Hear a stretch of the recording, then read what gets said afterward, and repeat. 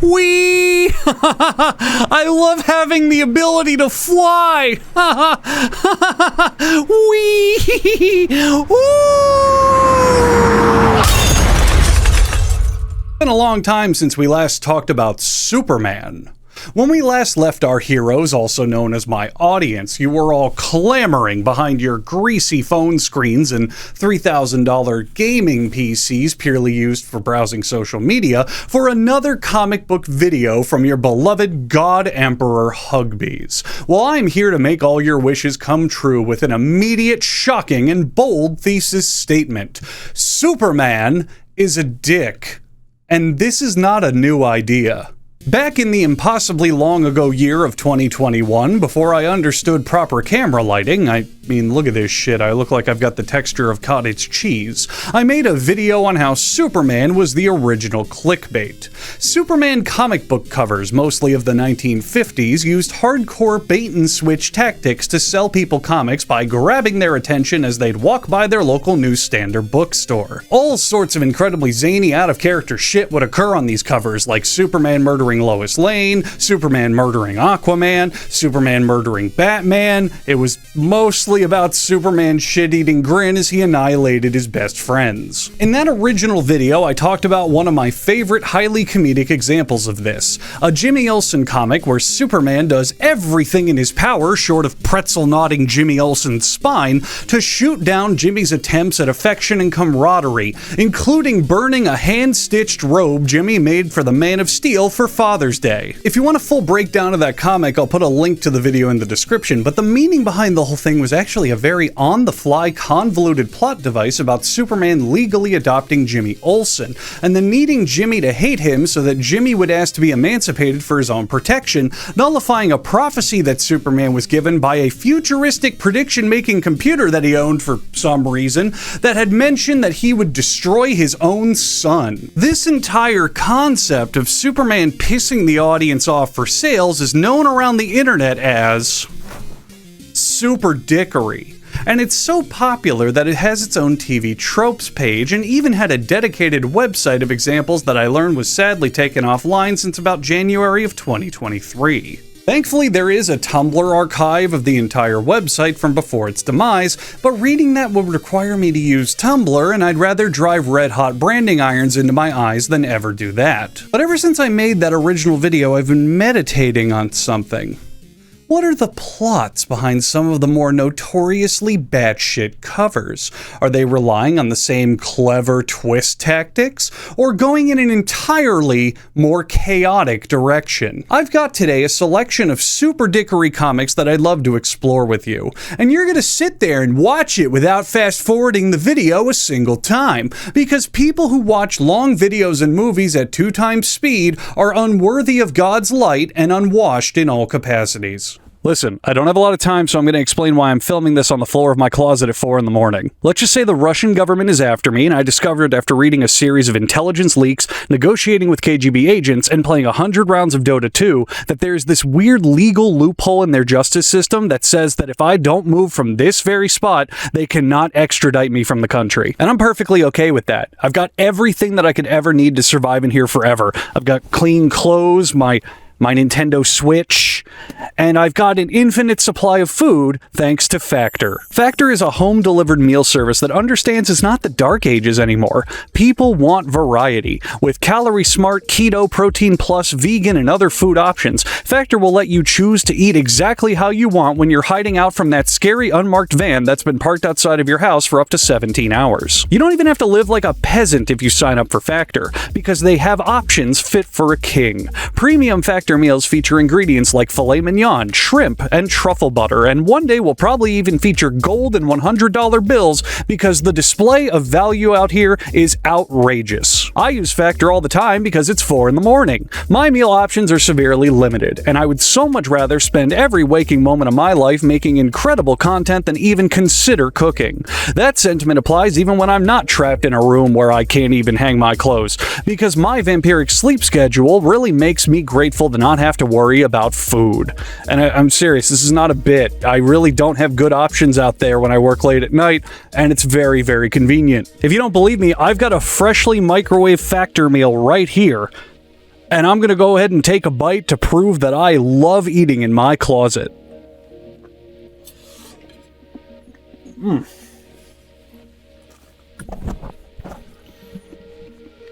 Oh, that's good stuff. It's fresh and never frozen, too. How did I heat it up even though I've been stuck in my closet? Well, perhaps this hidden camera footage taken by a private investigator will explain what my body double's been up to.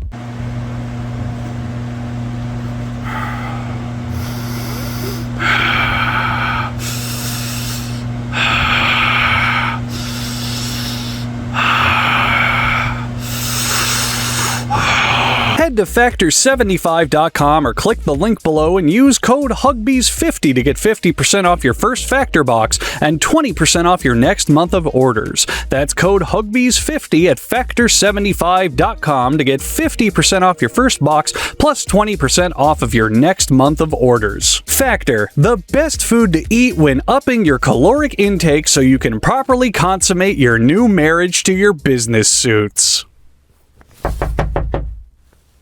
Oh god. To keep things simple, how about we first look at those 3 comic book covers of Superman slaughtering his super friends that I mentioned earlier. This first one comes from issue 81 of Superman's girlfriend Lois Lane. Superman snapped my air hose because I won't marry him. He's committing the perfect murder! Now, Lois, I think he's trying to preeminently stop a shape-shifting alien from making its way back to Earth, because whatever's going on with your lips on this cover is out of this world. What follows sucks. It's just a shitty comic that's so removed from the cover and inexplicably silly that I have to talk about it. But fuck is it dumb. I said butt fuck. Superman and Lois Lane have broken up, and it's so bad that Lois moved to a new city, changed her name to Lois Lorne, a genius-level new identity, and dropped her reporter act to become a nurse, which arguably is an upgrade? So far so good, really. Superman writes her a love letter to try to win her back, throws it across the country into her mailbox via a flying metal saucer, and watches her rip it up without so much as reading it via his telescopic vision, which is a superpower he now has somehow great success with thanks to its ability to conveniently ignore the curvature of the Earth. And what was the big old reason for this understandable breakup? Well, Superman forgot to attend Lois's birthday party because he was cleaning up an auto-wrecking yard in a bid of charity for the city of Metropolis. Here I thought you were busy saving some faraway world, but all the time you were playing patty cake with those old auto wrecks. Now I've really done it. She's hysterical. If I had attended her party, she'd never have cut out as she did. I'll accelerate to maximum super speed and crash through the time barrier into the past. I'll start all over, and this time I'll do things right. Back into the past hurtles the mighty man of steel. I mustn't get up too much velocity. Here we are. Lois's birthday. I remember I was to meet the mayor of Metropolis. I see him waiting below. Fellas, or ladies who prefer ladies, if your woman is so self-absorbed that you have to fly backwards in time to make up for missing her birthday party, just start shopping the premium section of the Real Doll website. I hear they come with cup holders and self-cleaning features now. What follows is more dumb shit. Superman gets carried away with rushing his community service and through just totally dumb stuff, causes a massive whirlpool in the ocean. Superman fixes his mistake and even makes it up to the probably racist stereotype fishermen he endangered by helping them catch a mighty haul. But all of this trouble causes Superman to miss Lois's birthday again, and Superman learns that the past is unchangeably set in stone. And he returns to the present, meaning that this world operates on Harry Potter and the Prisoner of Azkaban time travel rules. And thereby leads me to ask the same question I did of that film. Why not just go back even further in time and prevent this entire thing from happening in the first place? I guess the lesson is that going back in time just results in the same outcome if everything is determined, but there's gotta be a point where your experience knowledge results in something changing, right? Then again, operating by that logic, that means that you will never need to go back in time in the first place if you do solve the issue. And that would make a story with a solved conclusion, since you know everything's going to immediately be fixed in the future, thereby meaning everything is deterministic.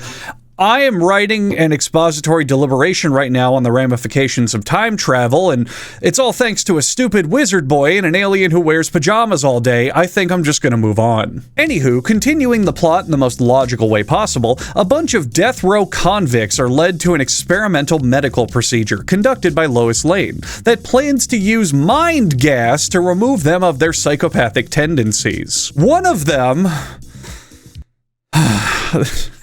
This is really, really stupid. One of them escapes by offering the guard a handshake, and then smacks the shit out of the guard because he hasn't sniffed that goody gas yet.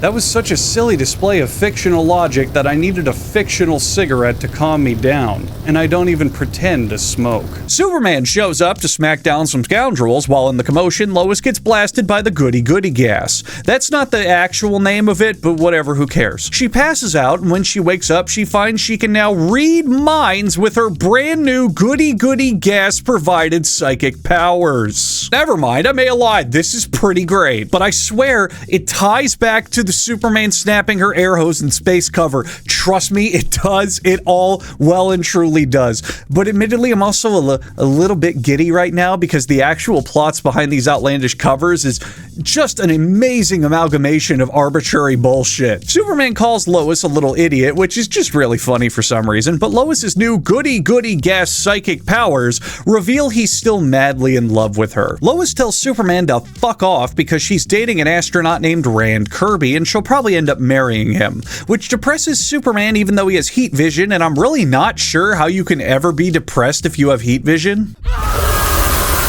Wow, I totally forgot about my parents' divorce. For plot convenience, Lois loses the ability to read minds just as Superman leaves, but she now has foolproof evidence that Superman loves her. She plans to split up things with Rand Kirby, but not before she goes with him to a huge socialite ball, because who in their right mind turns down a free filet mignon dinner? Lois has a premonition that the waiter is about to drop his tray and stops it from happening. Rand notices this and says, "Wow, it's like you got ESP or something." And Lois says, "Yeah, I've got ESP or something. I've got goody gas psychic powers." Now we get the generic slice of life plot of, I was planning on breaking up with him, but he's so happy and about to propose to me, I can't split up with him now. Continuing to lead him on and lie to him is the objectively correct thing to do here. The manipulation continues unceasing as Rand announces he'll be going into space tomorrow. So Lois continues to postpone doing the right thing for the sake of some pathetic made-up crap called feelings. But then a giant alien probe flies toward Earth and everyone freaks out. Lois overhears from the radio news announcer that Superman vows to fly up and inspect the probe before it reaches Earth. But Lois's literal plot convenience goody gas psychic powers kick in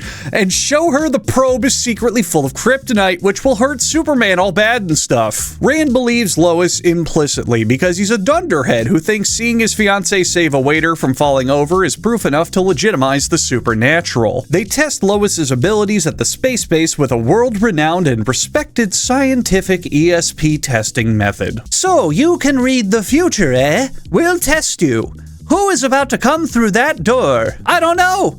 You see, my power comes and goes, but I'll guess it's Colonel Evans. Your ESP power is as phony as a gypsy's crystal ball. The man at the door is General Stone, the base commander. You flunked the test, young lady. We're not sending a valuable Gemini on a wild goose chase. I mean, yeah, fair enough, I guess. Superman approaches the probe and gets butt blasted by its kryptonite core. And then the NASA observers notice there really is kryptonite on the probe and go ahead with Rand's plan, meaning the last 2 pages have meant absolutely nothing. Lois again predicts the future, and look, this stuff is like rupturing my stupidity meter in half, so let's just jump ahead to what you know is going to happen. Lois and Rand are tethered to a space capsule and free float on a mission to save Superman's overly dramatic ass. And after 25 fucking pages, we finally get the answer of our clickbait title's question. in a mere 2 panels. Lois and Rand's lifelines got tangled up during the Superman rescue, and to save them, he had to snap them so he could fly them back into the space capsule, which is pure and utter horseshit. Let's imagine the lifelines were knotted together and their oxygen and heat lines were cut off. Superman could have just moved them back inside with his flight and taken off their helmets. He did not, in any capacity, need to snap their lifelines, as he did not need to travel anywhere that said lifelines couldn't already reach. If he had to get them into a separate vessel that they couldn't get to because the lines were tangled, that's one thing. But he is taking them back to the origin point of the lines. No matter how tangled they were, unless they're caught on something else, they should be able to go back to where they started. My breakdown of this spin-off comic from 1968 is extremely important, so post all of social media hashtag the lines could have stayed intact, as well as hashtag who the fuck still uses hashtags anymore. The plot of Superman had to do it to save my life isn't the worst idea for a Super Dickory cover, but at least give it a credible reason for why it had to happen instead of just cramming in 2 panels about it toward the end of I just want to reiterate it. At the end of a plot of a woman breaking up with her astronaut fiance because of her goody gas psychic powers. The powers, in a word that I'm really overusing, conveniently go away. Rand says goodbye to Lois because he can probably slay legions of supermodel pussy being an astronaut and all, and the comic ends. Overall, really convoluted and all over the place, but I kind of enjoyed reading it. It did include the cover faithfully, and although it took far too long to get there and didn't really emphasize its shock value as much as it should have, I didn't hate it. It was fine. Let's move on. Time to look now at Superman's pal Jimmy Olsen 115. You'll notice most of the Super Dickory covers come from spin-offs featuring Superman rather than straightforward Superman comics. It's probably because the writers at least had some semblance of dignity in keeping these dirty tricks away from the Golden Child mainline series. If only other YouTubers had such dignity. Oh well, I guess I'm in the rare breed of creators who focuses on making engaging videos for your viewership instead of forgettable attention grabbers around trending nothing burgers. Superman, stop this crazy test. Let us share that water or we die. Sorry, Jimmy. The ground rules allow only one survivor. You are Aquaman! This is a pretty amazing cover. At least it would be if anyone gave a shit if Jimmy Olsen died. This is his comic series, and as much of a joke as Aquaman was before Jason Momoa's throbbing pectorals made him a cool character in 2018, I'm rooting for Superman to just chug the glass, baby bird it into Aquaman's mouth, and link arm in arm as they both laugh at Jimmy's bones rotting to dust. But you're not ready for the next page. I've been debating for infinite hours whether the actual cover or this next page should have been on the front. The king is dead! Long live the king! They're burying Aquaman! Jimmy, you'll have to take over his job as ruler of the sea! Sure, I have Aquaman's powers, but can I fill Aquaman's shoes as king of Atlantis? What the fuck happened to Jimmy? And more importantly, is he single? What a glow up. I'd try to rationalize how Superman is talking underwater during Jimmy's deliberation on if the sea lions are dragging Aquaman's corpse out to sea too slowly, but I am not concerned on if Jimmy can show me proper pull-up form from 2,000 leagues underneath the sea. One day, as Jimmy Olsen covers the maiden voyage of a new atomic sub. Our technicians have to check the atomic power plant, Olsen. You have 48 hours before we hoist anchor. I'll use the time to explore Storm Island. Maybe I can write it up as a vacation spot. Wow, that old sea dog sure can whittle like a wizard. The Chinese junk he's carving is perfect to the last detail. Make your protagonist racist, the quickest way to make them relatable. So it turns out this guy's actually the villain. He makes these models as trophies of the ships that he's sunk over the years using his ancient magic, ocean magic. He whips up a whirlpool to sink the sub Jimmy was pleasure cruising on, probably as punishment for thinking a pleasure cruise is being locked inside a giant tin can just too short for you to fully stand up in that's full of sweaty men thinking you don't really need a wife if your shipmate has a noticeably soft pair of buttocks. After signaling the trapped crew in Morse code, Jimmy opens the hatch. The crew is all set to swim out. Hey, where did all those eels pop up from? Then, spectacularly, Wow, wait until my readers see this shot. Those eels formed a living ladder so the escaping sailors can avoid the bends by climbing to the surface slowly. Only one person could have dreamed this up. fuck physics, I guess. Go ahead and find an eel that you think can support a fully grown adult's weight on an underwater ladder climb. You know what? Physics just doesn't exist anymore, so I think I'm gonna go ahead and jump to the moon. Whoop! Aquaman shows up because who the hell do you think summoned those eels, Mr. Freeze? And then he helps rescue the submarine itself by summoning a school of pufferfish to inflate themselves with air and buoy it to the surface. I'm gonna get a bit hypocritical here and say that I actually like this one.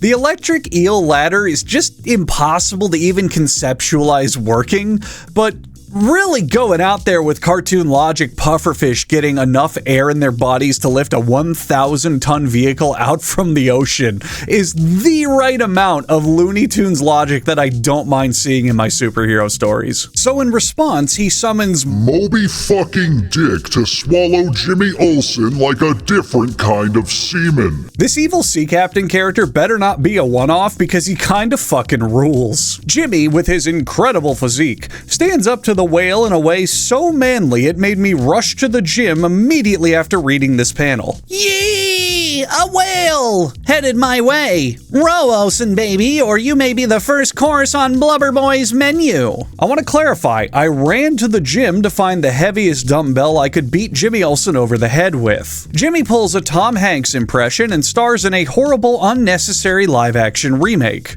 I mean, he gets swallowed by a whale. But then suddenly, in a stroke of incredible luck, the XB-70A Valkyrie, the most powerful airplane in the world, swoops in and rescues Jimmy. This Delta triangular winged experimental bomber weighs 265 tons and is 196 feet long. It can reach Mach 3 from its incredible 6 turbojet engines. And this is just an ad for Cheerios that's on the next page. I wish that panel was part of the story because the writers now clearly are pressed for time as we run into the common problem among a lot of comic books. We only have so many pages for the plot left, so we gotta go ahead and start just hurrying shit along. Jimmy, having a Green Lantern? I'm not even going to touch that one. Finds a mysterious six-sided tablet in the whale's stomach that cryptically says it gives people Aquaman powers. Then the whale spits up Jimmy for no reason, and Jimmy rants and rants about how he has Aquaman powers now, and for some reason he hates being a literal god lord of the ocean. And then the captain shows up and says, oh hey, by the way, person reading this comic, that whale was the same one that swallowed Jonah from the Bible 3,000 years ago. Okay, now it's time to kill Jimmy Olsen. The sea captain summons a bunch of ancient shipwrecks to block the submarine, in which I'm not really sure how that's supposed to kill Jimmy or do anything at all except cause minor inconvenience, but Jimmy, instantly knowing how to use Aquaman's powers, summons a bunch of sawfish to dismember the priceless, historical, valuable shipwrecks to free the submarine. And then, in the blink of an eye, a mystical portal opens and the Zeroids appear. From Planet Zero, the incredible automatons from outer space open fire on the... Nope, that's an ad for... that's just another ad. Okay, look, a vengeful summoning sea captain just isn't enough to save this stinker of a story, alright? Aquaman returns, Superman shows up, and being the only person in this comic so far to legitimize its existence, he proposes something that will completely derail the story so far and finally give us that sweet, sweet justification for our clickbaity cover. Superman criticizes Aquaman for probably fucking an octopus or something when he should have been saving lives, and Aquaman explains, bro, I'm still king of the sea, and Jimmy's just a poser. Bro. To settle this, in a huge bit of time wasting while a maniacal sea captain is actively trying to Davy Jones locker some sailors, the three of them agree to a contest to prove who of the two have superior swimming powers. This is exactly the type of camaraderie I expect from superheroes. Pointless competition and bickering instead of bolstering each other up. Inspiring writing at its finest. Superman has the two sit in a boat for 55 minutes and then takes them to a desert island. Here's the rules. Aqua powers permit the user to stand on dry land for an hour. There's only 5 minutes left on that countdown for the boys thanks to the boat ride. In seconds, you'll begin to die from lack of water. The one who outlasts the other will take over as king of the sea. I'll be back, ta-ta. Oh, is he serious about this countdown for survival? I'm choked up already. Later, as the Man of Might returns. Superman, what took you so long? We're nearly finished. Can't breathe. No strength to get back to the ocean. Don't lose your cool, boys. This pitcher of ice-cold seawater is for the winner. All he has to do is come and get it. Water running down Superman's boots and into his footprints. My only chance. Superman must have wet his boots when he got that seawater. There's just enough moisture in this footprint to help me breathe again. If only for another minute. In the next rewarding instant. Smart thinking, Jimmy. Aquaman just folded. You win. You're the new king of the sea. Wow, that picture makes me feel great. I can breathe again. But what about Aquaman? Let's get him to the water and revive him. Too late. His powers were weaker than I thought. His heart has stopped. He's dead. Summoned by the victor, a finny cortege bears the Mer Monarch homeward. I've ordered my new subjects to take Aquaman down to his home in sunken Atlantis for burial. He was the greatest sea king of all time. Just hang on. I know you all have a lot of things to say. I know. Just get through the next page with me. Aqua Jimmy sets up an Atlantis funeral for Aquaman, and then Superman waves it off with, "Oh, well, you're the king of the sea now, ta-ta!" Hours later, as Jimmy starts his first sea patrol.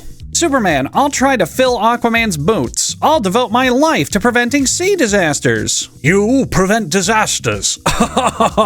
Why, you puny mortal, let me show you the real Sea King. Yipes, you're turning into Captain Bane. Bane is my secret identity, fool. Actually, I'm Proteus, the old man of the sea, the legendary evil lord of the ocean domain. Changing my shape is just one of my powers. Since ancient times, I have used my magic to create the sea's greatest disasters. The sinking of the Titanic, for instance. The unsinkable Titanic, ha-ha! This iceberg I magically created sliced her hull open like tinfoil. Another triumph for the old man of the sea.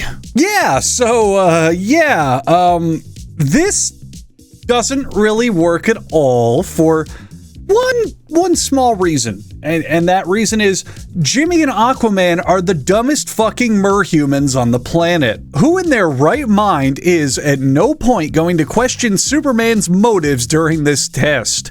How come, as I previously mentioned, no one is suspicious of the one-upsmanship competition on display from a hero known for being infinitely benevolent?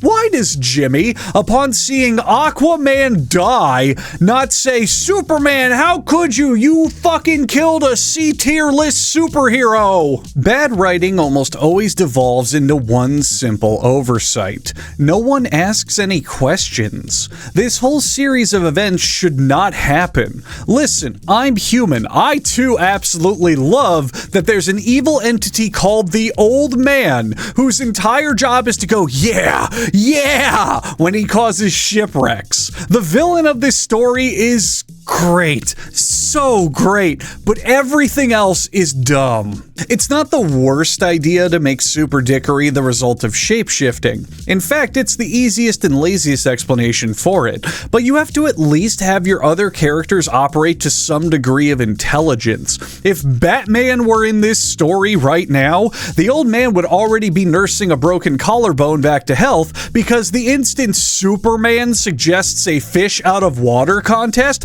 Batman would have found the guy's IP address and vital weak points. I mean, hell, look closely at his Superman disguise. He's wearing one of Aquaman's boots, for crying out loud. I don't care if the excuse of that is, well, it's probably just a printing error. Someone has to notice this stuff, and it can't just be me. And on the next panel, the Old Man of the Sea continues to evolve into one of my favorite villains of all time. You know that magic power stone Jimmy found in the whale? Well, it belongs to Proteus, and he turned off Jimmy's powers while he's stranded out at sea. Was this ultimately just a plan to kill Aquaman? I don't know, but if it is, it's super petty and super convoluted, and goddammit, I kinda love it. Ignore me entirely, this comic kicks ass. The actual Superman shows up, and since he's disgustingly overpowered for this, he single-handedly carries the Old Man of the Sea off to jail, explaining along the way that Aquaman has the exciting power of Astivation, that suspended animation animation thing that lungfish and amphibians do because his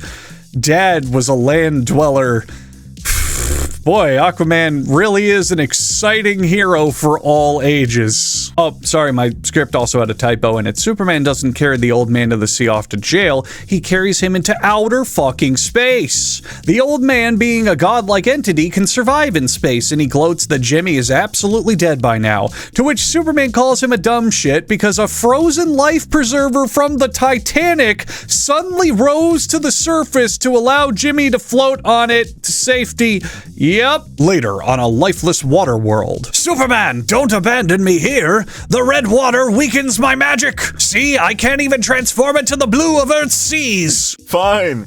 The red will keep reminding you of the red-handed hero who ended your red-handed career. The old man is weak to red water now and therefore is defeated. The end! I can't tell if this was entertainingly baffling or bafflingly entertaining. At least this tale had a more sufficient explanation for why Superman would appear to be dehydrating Jimmy and Aquaman to death, but shape-shifting and identity personation are two very tired, cliche, and lazy ways to explain characters acting out of character. What I'm more taken aback by is how this ending to this story was not only Superman acting as an out-of-nowhere deus ex machina, but his explanation for every missing piece of the plot, from saving the heroes to defeating the villains, was akin to my local Foot Locker shoe store, because it was full of shoehorning everywhere. So let's just look at some Batman stuff now, okay? Take it, Batman. Take the gun. Our duel is to the death. That is not the Penguin and Terra Man teaming up. That is the Monopoly Man and a cowboy riding a Pegasus. And people say comic books are for children. I'm old enough to have paid off all my student loans, and even I think this shit is awesome. But the comic itself isn't. In fact, it's just so that I'm not even going to bother reviewing it in depth. Don't worry, you will probably have a great guess as to everything that happens once I begin to summarize the plot. Here's all you need to know. The Penguin is on a television show with a man he claims is Butch Cassidy, the famous cowboy. Penguin says he's still youthful despite being born in the 1880s due to suspended animation cave gas that enraptured him in Mexico. Yes, I'm serious. Batman crashes the set claiming it's all a con for Penguin to exploit for riches, which for some reason pisses off Terra Man, who comes in and kicks ass. Terra Man may be a cowboy, but he also was raised by aliens and given alien weaponry so he can kick even extraterrestrial ass. Long story short, the man with Penguin was just an ordinary schmuck hypnotized into thinking he was really Butch Cassidy. Terra Man captures Superman and they use the same hypnotism on Superman to convince him that he's the Sundance Kid. Superman, believing he's the Sundance Kid, then challenges Batman to a pistol duel. We have our cover, except this scene does not take place on a rooftop. It takes place in a much more exciting abandoned shopping mall. Now's your last guess to figure out the super predictable way Superman gets out of this one. The man brainwashed into thinking he's Butch Cassidy comments that the duel isn't fair and disrupts Penguin's mind control. Superman snaps out of it and smashes some heads. The end. This is far from the only time it's Superman, but he's being mind controlled has been used, and I'm very fucking tired of it after only reviewing it once. There are so many more examples of the writers pulling these same tired tricks to get their way. How about the time Superman cold-clocked the Flash in the face on the cover of Action Comics number 441? That doesn't happen. Superman and Flash team up to stop a weather controller supervillain who's orchestrating catastrophes from a prison farm. His plan is to lure the two to his cell, where he'll strike Superman with a black berserker lightning bolt, causing Superman to kill the Flash in a rage. Now imagine the comic writers are the most unimaginative fucks on the planet. How do you think they solve this one? Superman and Flash traded places with rubber masks before anything happened, of course. Not only does this one use the lazy "it wasn't actually Superman" excuse, but the thing that Superman didn't actually do on the cover doesn't ever actually happen. Fuck! Oh, and the excuse for no one recognizing that their voices swapped is that Superman used his super ventriloquism to fool everyone. That's another, yeah, whatever, kid. That Superman can totally do that. Now leave me alone with your mom because we're about to make you a new baby brother type style explanation. But I guess now we know how he talked underwater in the Aquaman story. And now we can get to when the writers clearly wanted to write a different story than management's mandated attention-grabbing covers. Superman eats an entire fast food restaurant out of their stock in mere minutes. In other words, Superman imitates the average American family at McDonald's. More burgers.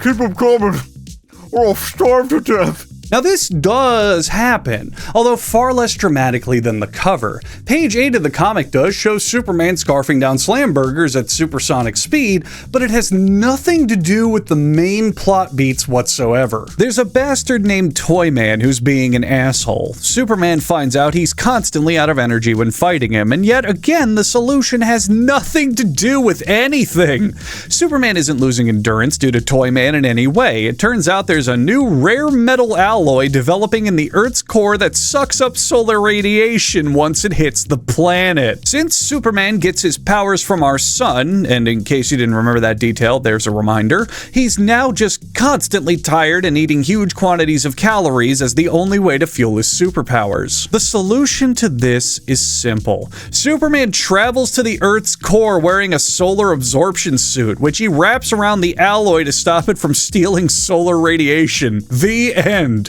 Two plots that really have nothing to do with each other, but this super dickery is more silly than extreme, so I'll give it a pass. Another unfortunate fact of the matter for a lot of these comics is that they are just boring. Just really uninspired and boring. Walls and walls of text in a total tell, don't show fashion. And not much plot beyond there's a supervillain here to do something really generically criminal, like rob a bank or pull a heist. Here comes Superman to fight them for 10 pages before he finally uses his brain and outwits them. And yet here I am being a cheeky little boy and saving the best for last. I want to cover two more super dickery comics because out of the large selection I personally read, these two are kind of fucking phenomenal.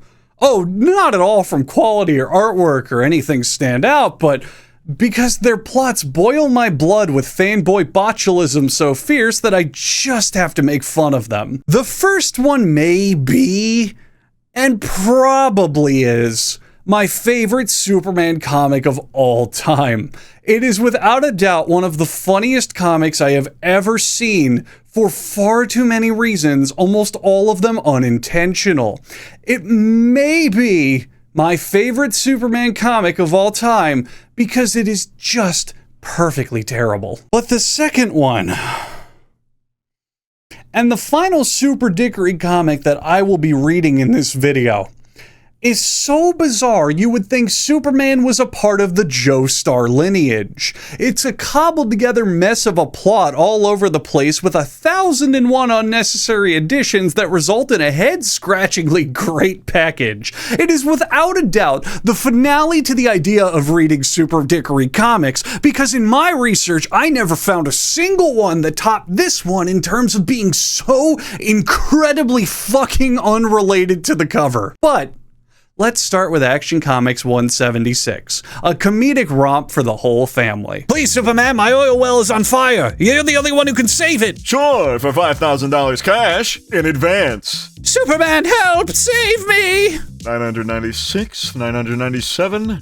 Just a minute, Lois, while I check my assets. 998, 999. Nothing tops having unbeatable god powers alongside being the most popular being in the galaxy like a fat stack of cash. I've always taught my audience 3 important lessons in life. Nothing in life matters except money, everything can be monetized, and this entire segment is a joke, but there's some of you out there so molested by grind and hustle culture that you saw these covers and unironically thought to yourself, yeah, Superman really is missing out on a huge business opportunity by not charging for his abilities. If you at any point in this video thought it was a good idea to twist a purely benevolent force for good into a perverted win-win scenario of limiting superpower saviors to the wealthy, then you should absolutely, without hyperbole, feel bad for the life that you live. But okay, yes, fine, there's gotta be at least some level of brotherly love mixed into my bitter roasting. So here,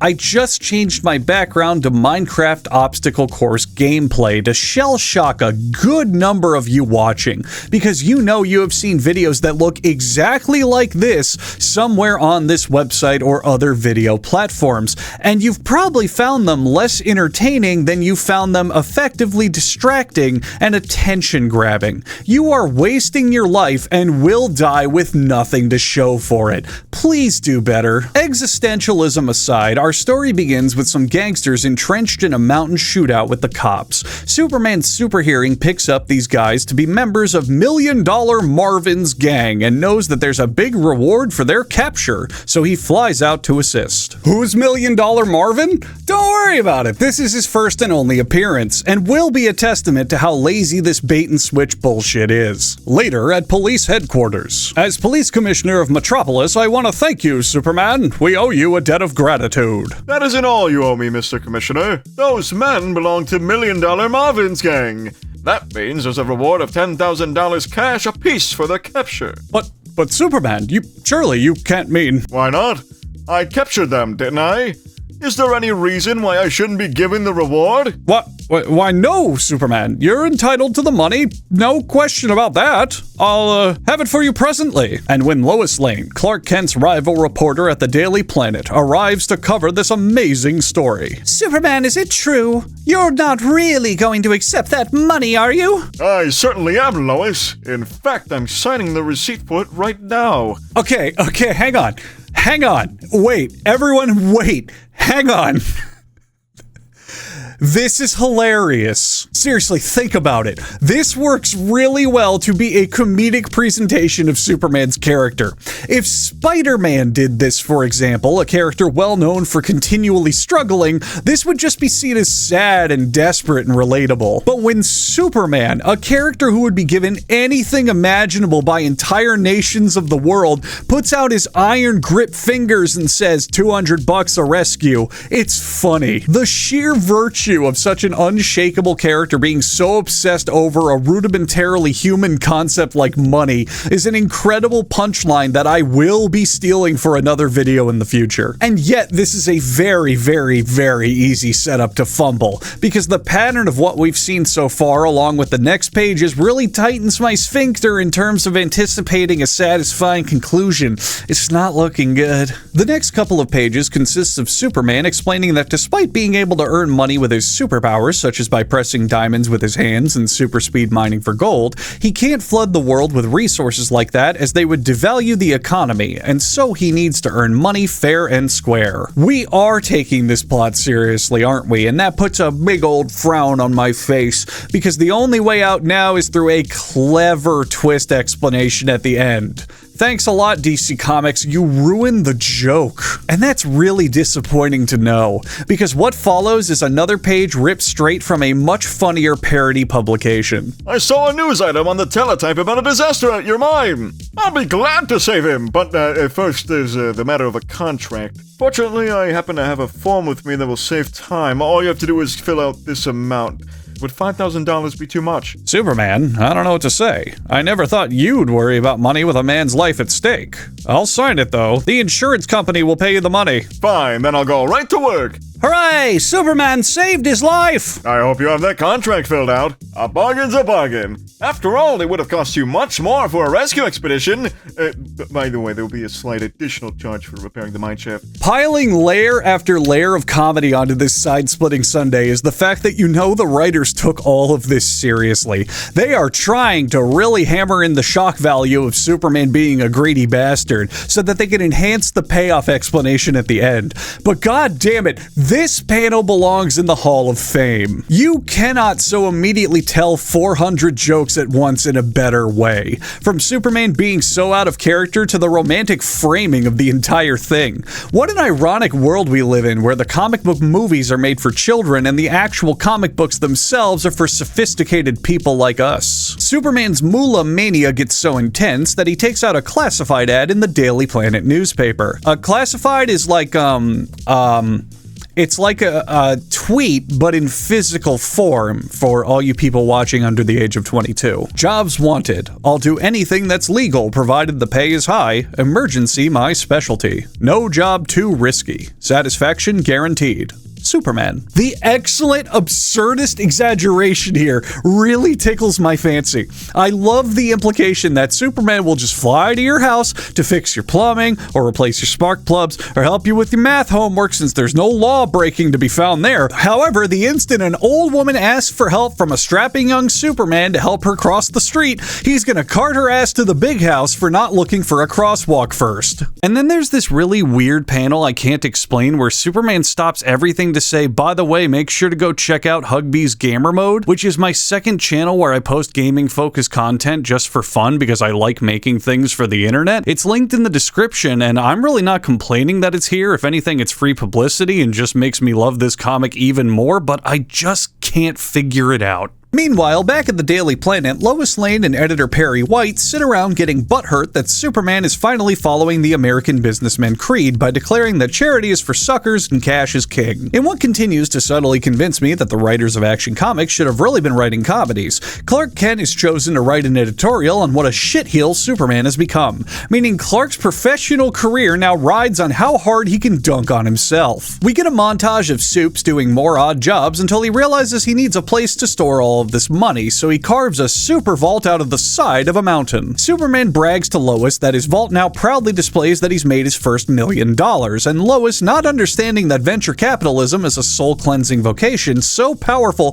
that not even religious doctrine can overthrow it, begins to denounce Superman for only caring about money, and who cares? There's money to be made. Get back out there, Superman. Superman arrives at the home of the elderly wheelchair-bound Mr. Jeffers, saying it's his turn to selfishly bogart the world's greatest benevolence for the sake of his fat wallet. Jeffers wants Superman to act as his bodyguard for the day, paying a whopping $1,000 an hour? I mean, that is a lot of money, but you would think that Superman could get a bit more money from an old money elderly guy. Oh, fuck.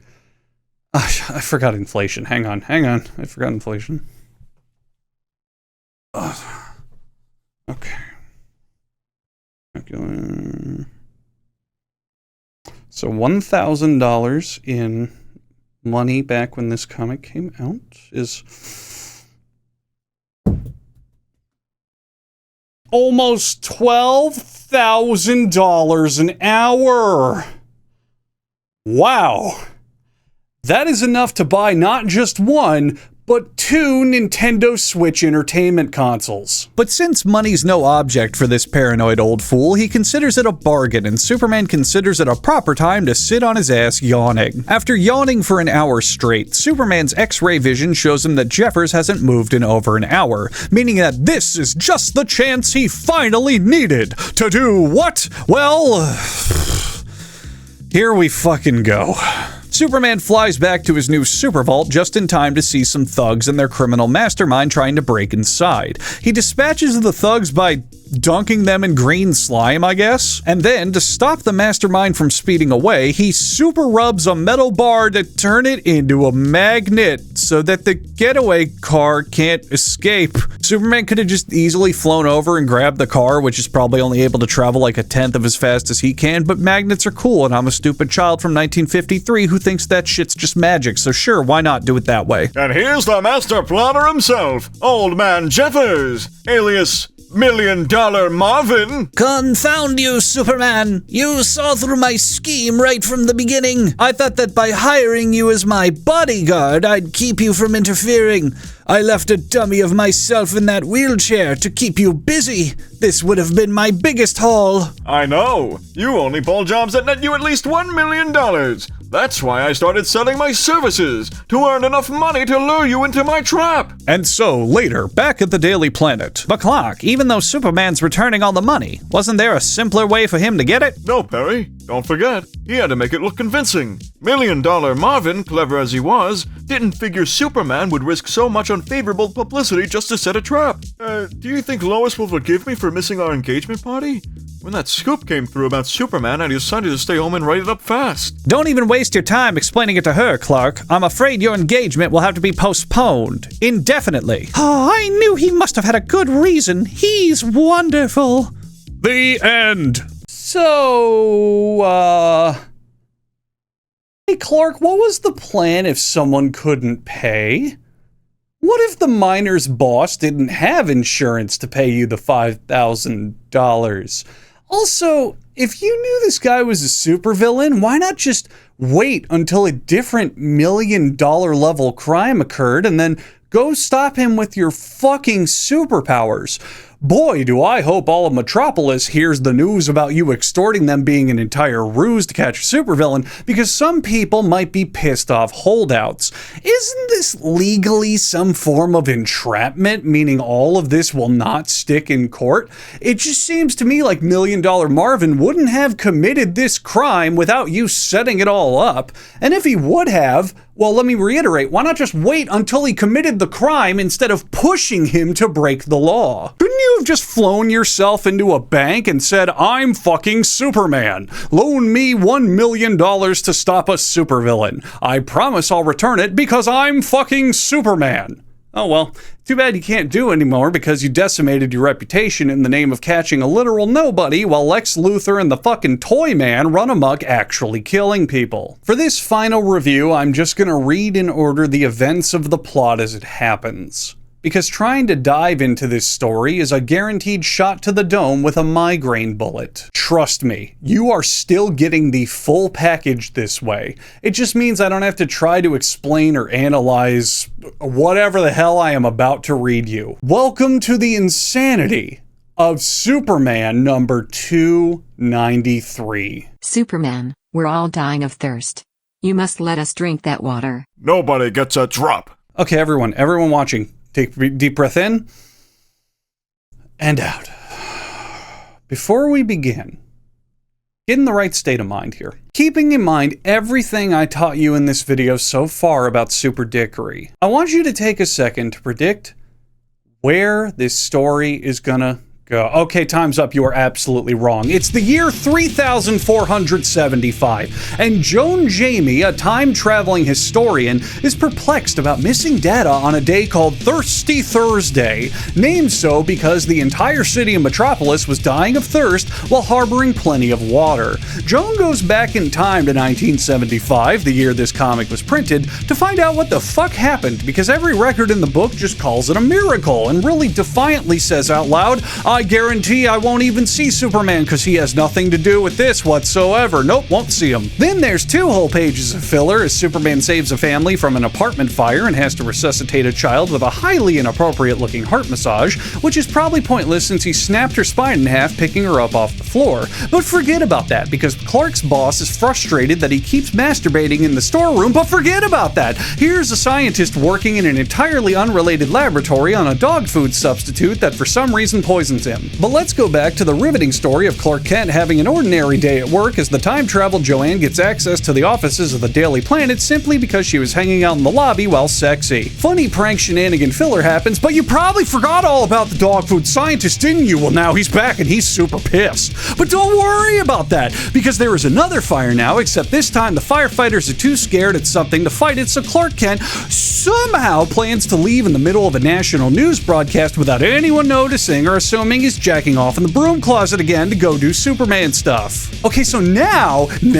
thank God we have this page here so none of us ever have to ask what the fuck is going on. We have the entire city afraid of water for some reason, an entire hotel booked out by time travelers here to see what they say is a miracle, despite the fact that a society advanced enough to figure out time travel should easily be able to figure out what the fuck's gonna happen, a bunch of firefighters fleeing the scene of a fire, and huge jackmen running around scaring the bejesus out of people. Superman creates an air vacuum effect to stifle the flames, and as a grand thank you for his amazing work and quick thinking to not trigger the people's fear of water, the crazy dog food scientist hits him in the abs with a flying headbutt. Everyone, Superman included, keeps calling the scientist a nightmare creature despite the fact he's clearly just a dude who had an extra cup of coffee, and since he's just a dude, Superman hogties him while telescopic visioning his workplace to find a cure for, well, about 80 things at this point. So the shithoused pet lab staff speak of a cure, which is to either get hyperactive inactive for a whole day or rest for a whole day. So the only logical thing is for Superman to use his heat vision to erupt a secret storehouse of sleeping gas canisters hidden underneath the city to cause all 9 million people in Metropolis to instantly fall unconscious. But the scientist is unaffected by the gas, so Superman's next brilliant plan is to fight the scientist for 24 hours straight to cure him,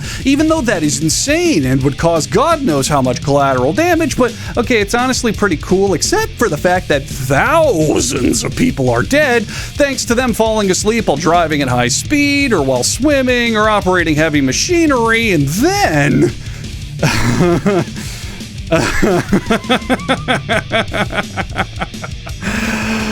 And then the President of the United States says, "What do you mean everyone in Metropolis fell asleep? That's weird." But don't worry about that, because it never comes up again, and it's back to Superman fighting for just enough time, because based on the sun's position, he now knows everyone should be waking up, and they do, and the time travelers start bitching that this didn't solve anything, and Superman's all like, "Oopsie fucking whoopsie, I ruined all the sleeping gas, I better tell that guy who owned it about it, and also I guess I'll tell the berserker guy that he's cured or something, whatever." And so concludes our tale back in the year 3475, and using all of their future technology and wits, the only conclusion that can be had is Superman didn't do shit, it was all a miracle, the end. Just kidding. One guy in the crowd says, "Okay, but if Superman had nothing to do with any of that, why did you arrange to meet him at the Daily Planet?" And Joanne's response is, "It was a miracle, shut your fucking ass up, the end, for real." The cover was the exact opposite of what actually happened. The roller coaster of disappointment known as Super Dickery doesn't end there.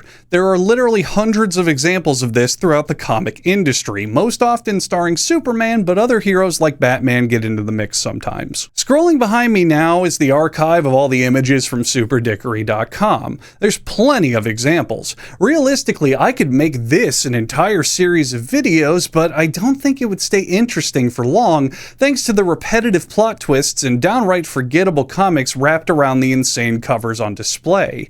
I will link the Super Dickery archive in the description if you want to look at all of them for yourself. And this is right around the point of the video where I usually shift my focus, turning what we discussed into a new topic of more conceptual origins and analytical language. But for this video, I'll admit, I buried myself into a bit of a pickle. The reason this video took so much longer than normal, besides my self-reflective breakdown and realizing I'm now over 30 and this is still what I do with my life, is because I pivoted on this idea a lot. At first, this video was supposed to be a light recap of Super Dickery as I led into the topic of Superman commercials. There are a ton of Superman ads from throughout the years that painfully miss the mark on properly using Superman in favor of trying to be subversive or even worse, cringe-inducingly unfunny. If you want an idea, check out this clip from the original flagship part of my script, where I roasted the ever-loving fuck out of Jerry Seinfeld meets Superman American Express commercials. Just wondering if there were any other names you were kicking around, like, unbelievable person. Look, it's just a name. I got a job to do, it works well, end of story. Or surprising guy. What's wrong with you? How about remarkable chap?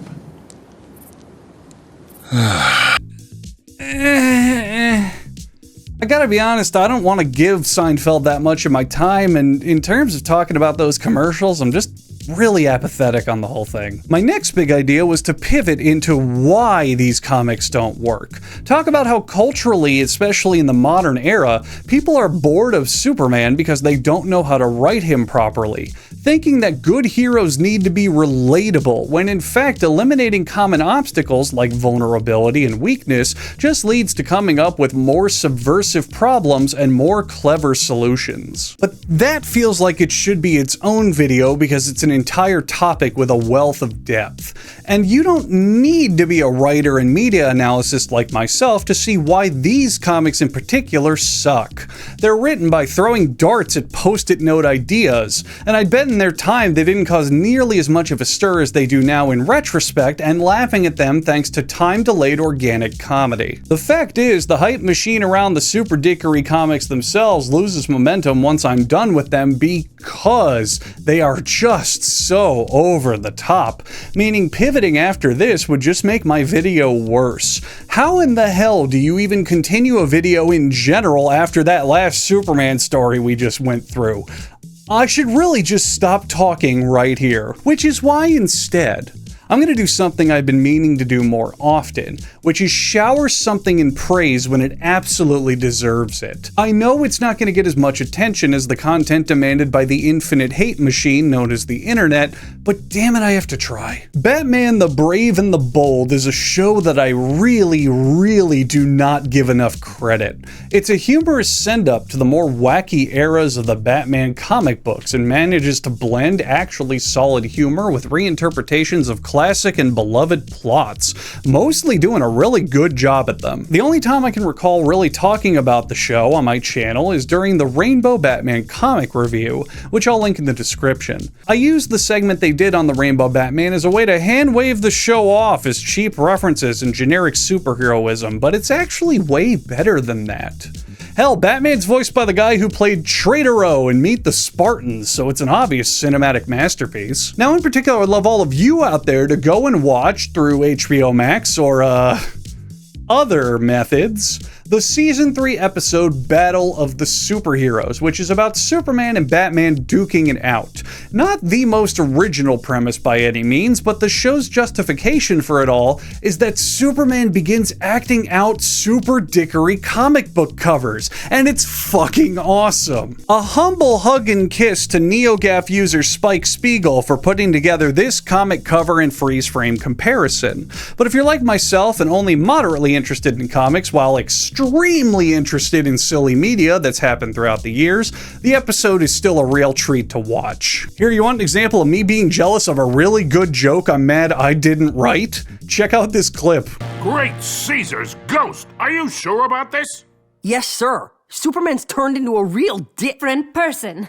If I hadn't seen it myself, I wouldn't have believed it. But the main reason that I'm talking about it in this video is because, funny enough, it's a great Super Dickery story. If you already paused the video and watched it, you can see that firsthand. But the difference is that it comes up with a good explanation for Superman turning into a raging douche and doing douchey things, and then reveals that explanation part way through the plot, meaning you have both the mystery of what's going on to solve and the conflict of trying to enact the resolution. Instead of having the question of, why's Superman acting like that, being wrapped up hastily in the end in a mess that gives the viewer so relatively little catharsis. Super Dickery's true main failing isn't its outlandish plots or betrayal of its characters, since those always end up being temporary.